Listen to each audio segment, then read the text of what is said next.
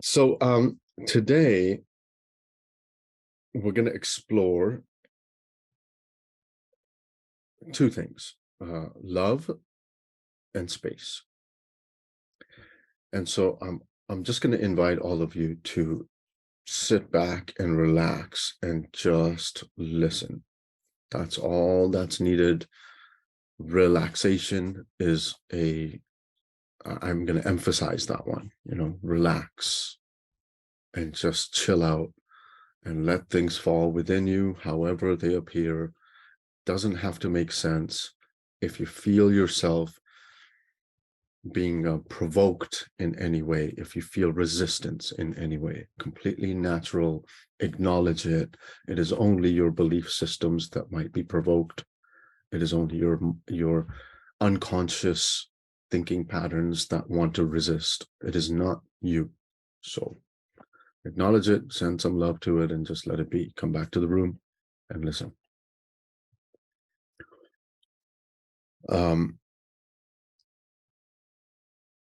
So I'm going to start off with this quote that I was provoked by initially as well, and I love that. Every time I read something, every time I listen to something that provokes me, I get more intrigued. I get more curious because I understand now that it's not me being provoked. It's something unconscious within me that is being rattled.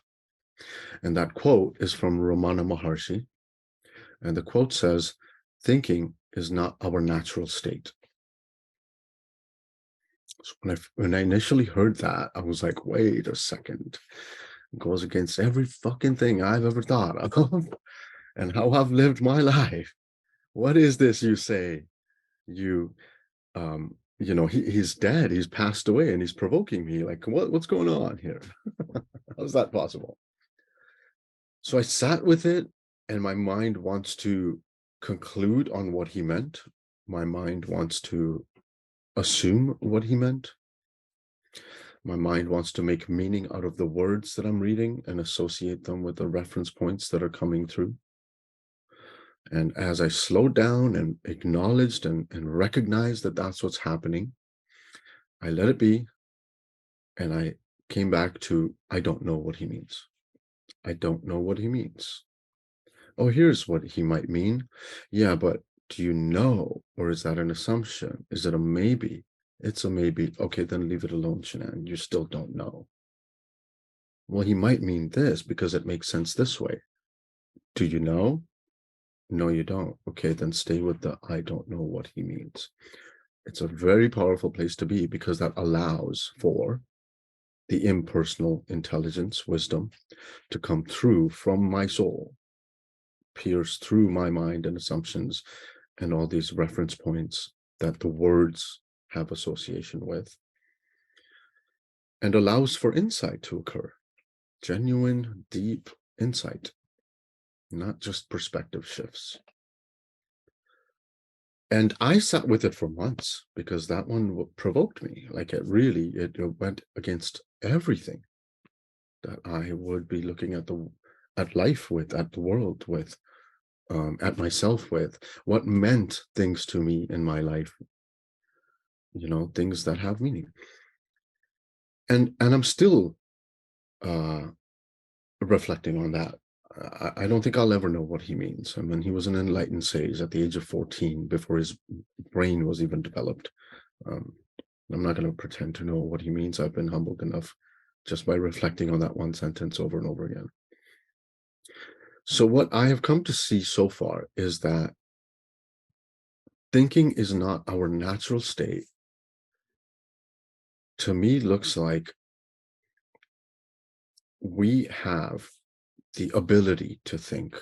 We have the capacity to use this creative spiritual power called thought, not my thought, but the spiritual power called thought.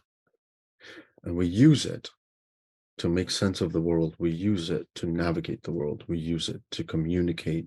We use it to identify things that we are facing, we are up against. We are trying to make sense of life. We're trying to make sense of ourselves with this creative spiritual power that's called thought, a formless neutral energy. a gift, really. And let's just wait for Patricia to come in here. Welcome, Patricia. Thank you. And so as I sat with that and settled more into the fact that there is a spiritual creative power that's neutral, and that's thought, and I have the capacity to use it to create images, to create perspectives, to create meaning, to associate what people are saying with the logic that shows up in my mind, from the influences that I have grown up having around, right? Influences from all the conditioning, all the family, the culture, the schools, the country that I grew up in, whatever, the ways of thinking, the schools of thought, the books I've read, all of that. I want to shelf that, and I want to go fundamental and consider that before all of that, there is the ability to use thought in order to use all those influences in order to participate in the world or my world in whatever way that shows up. So I'm going backwards to neutrality, thought. And before that, even before that capacity to use that power of thought, is to see that thinking is not my natural state. Thinking is not human beings' natural state. Well, then what is the natural state? What is the default state? And with the help of what Sid points to in my explorations, right? Everyone has their own influences. Some people are into Robert Adams. Some people are really into Ramana Maharshi, and whoever it is that has helped you see your truth, not your personal truth, but your inner truth. I came to see so far that receiving is the natural state. It is a natural state. So if I'm in my thinking, not in my natural state. If I'm in my identity, I'm not in my natural state. If I'm in my character of Shenan, I'm not in my natural state. My natural state is receiving. Receiving what becomes the next question. And very often it's really easy, I would say, to naturally consider that I'm receiving influence. I'm receiving from what I've read, what I know, what I think I know, rather. And so am I receiving that? Am I receiving things that I already know? Am I receiving from insights that I've already had? Am I receiving from what I remember? And the answer, again, my way of inquiry is, do you know that that's true, or are you assuming because it makes sense? And if I can be really honest with myself in the moment and just say, I actually don't know, I'm assuming because it makes sense, and that's the best I got. Well, then the next very honest thing I want to do with myself is to admit that I don't know. I just don't know. If it's an assumption, Shenan, you don't know. And if you can stay with the I don't know, your mind actually quiets down, because I don't know becomes the end. It's the cliff that you hang on, right? There's no road forward if you're not adding to that. Assumptions have continuation, perpetuation. I think he meant this. So I am receiving from my insight, because I had a really nice insight in 2017. And yeah, that's, there's a continuation of word, thought, personalization. But with the I don't know is, I don't know. I don't know. That's just an assumption. And things start to quiet down. And receiving, as it looks to me now, is to receive from wisdom. It's to receive from impersonal truth, the formless intelligence that's behind all of life, underneath, right underneath all the chatter. directly underneath the identity. It's formless, impersonal mind. It is not my mind, it's the formless truth. And I receive from that. And as I see it so far, and this is just a way to make sense of it, this is not the way. But as I see it so far, is that if I get really quiet, I touch that space of silence, that alive silence that we have talked about a lot in this group, in this program. That silence allows for my soul to to give me wisdom, for wisdom to emerge from within my soul, not from my mind, not from my identity, not from what I know, not from even what I'm aware of. It's from merging, melting my identity just for a moment and just getting really silent, touching the alive silent space. My soul gives me wisdom. Now that, I don't know how it sounds to you, but at the first time it was like, for me, it sounded like magical and mind-blowing and like, wow, the sky opens up and God is giving you wisdom. But it's actually not like that at all. It's just really simple common sense. Very simple common sense. It's not everyday common sense. It is not of this world common sense. It is not of this age or society that we live in. It's simple common sense that comes from soul in the form of wisdom that is impersonal. It is not related to me as Shenan, the character. And it invites me. That's how it shows up. Have you considered this, Shenan? What if you do it this way? Have you thought of this?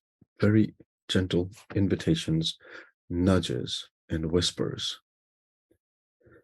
And I can't hear those if I'm in my identity. I can't recognize those if I am inside of a thought bubble. I can't be nudged. I can't be tapped on the shoulder by wisdom if I am in a assumption of what anything means, and I'm sifting through the influences in my mind to try and figure something out, because now I'm thinking and I'm not in my natural state when I'm thinking, right? As he says. So receiving becomes the natural state. Now, I see this as truth. I see this in my own experience. And the best evidence I have for this is a direct experience. That's it. And the way I'm seeing it is that nobody can ever prove this, ever. This is why a lot of people are not experiencing this, because there's no evidence and proof that our intellectual mind always is trained to look for in this world that we live in. However, everyone has the opportunity for direct experience from their soul, wisdom emerging from their soul, providing them with simple common sense that sometimes sounds like riddles because it's pure truth. And to the mind, it just doesn't make sense. Sounds like riddles, but it's pure, simple common sense. So everyone has the opportunity for direct experience of that. And my work, as you know, has been about pointing people to the silence within so that they can have direct experience. And that's the best anybody can ever do, I think. Whether you're listening to a bird chirping or the water waves crashing, or you're listening to your spouse, or you're listening to music, or you're listening to traffic noise, all of it can point us back to silence if we're not making meaning, or at least we're not indulging in the meaning-making mind while we're listening to whatever we're listening. Then we have the opportunity to fall into silence. Even just a little glimpse. You don't have to reside there. You don't have to devalue your character. You don't have to, demonize your identities. You don't have to investigate your past. You don't have to find questions to why you're suffering. You don't have to figure anything out.